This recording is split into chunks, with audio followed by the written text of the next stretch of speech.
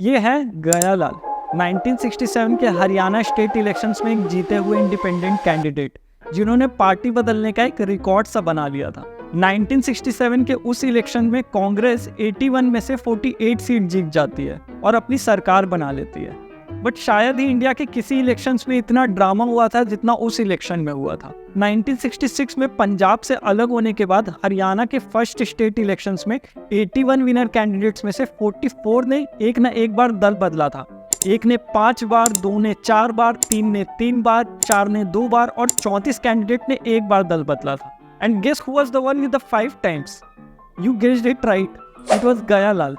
गयालाल ने तो एक ही दिन में 9 घंटे के अंदर 3 बार पार्टी बदली थी और उनके इसी कारनामे की वजह से आम बोलचाल की भाषा में आया राम गया राम के मुहावरे की शुरुआत हुई थी।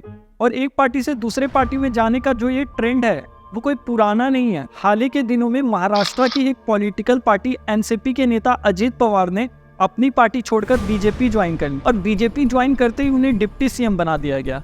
जब कोई नेता अपनी पार्टी छोड़कर दूसरी पार्टी ज्वाइन करता है तो उसे डिफेक्शन कहते हैं और डिफेक्शन नेशनल और स्टेट दोनों लेवल पर हो सकता है। इसे रोकने के लिए 1985 में गवर्नमेंट एंटी डिफेक्शन बिल भी लेकर आती है। बट बिल के पास होने के 35 साल बाद भी आज भी इंडियन पॉलिटिक्स में डिफेक्शन प्रिवेलेंट है। 2014 के बाद 273 कैंडिडेट्स और 153 एमएलएज और एमपीज ने किसी ना किसी तरीके से अपनी पार्टी को छोड़कर बीजेपी ज्वाइन किया है। जब भारत आज़ाद हुआ तो कांग्रेस अकेली ऐसी पार्टी थी जिसने इंडिया के पॉलिटिकल स्फेयर्स में दबदबा बनाया हुआ था। 3 जनरल इलेक्शंस तक कांग्रेस ने स्टेट और कंट्री के इलेक्शन में फुल मेजॉरिटी एंजॉय की। चौथे जनरल इलेक्शंस में भी कांग्रेस कंट्री में फुल मेजॉरिटी के साथ आई, बट रियल प्रॉब्लम स्टार्ट हुई स्टेट इलेक्शंस में। 4th जनरल इलेक्शंस में 17 में से 16 स्टेट्स पोल के लिए गए थे और इनमें से बस आधे ही स्टेट्स में कांग्रेस जैसे तैसे कर मेजॉरिटी का मार्क क्रॉस कर पाई थी। बाकी जो स्टेट्स थे उसमें कोई ऐसी पॉलिटिकल पार्टी नहीं थी जिसके पास एब्सोल्यूट मेजॉरिटी थी। बट पावर और मिनिस्ट्री को ऑक्यूपाई करने के लिए इंडिपेंडेंट कैंडिडेट्स और अपोजिशन पार्टीज ने एक साथ मिलकर एंटी कांग्रेस आइडियोलॉजी को सपोर्ट करना स्टार्ट कर दिया था और इसके बाद शुरुआत हुई जैसे तैसे कर जोड़ तोड़ की राजनीति कर सरकार बनाने की। इतने सारे डिफेक्शंस और काउंटर डिफेक्शंस हुए जिससे पॉलिटिकल लैंडस्केप हिल सा गया था। बहुत सारे स्टेट जैसे हरियाणा और वेस्ट बंगाल में सीरीज ऑफ डिफेक्शंस और काउंटर डिफेक्शंस हुए, बट सबसे खराब हालत बिहार में थी। कोई कितने में भी बिकने को तैयार था।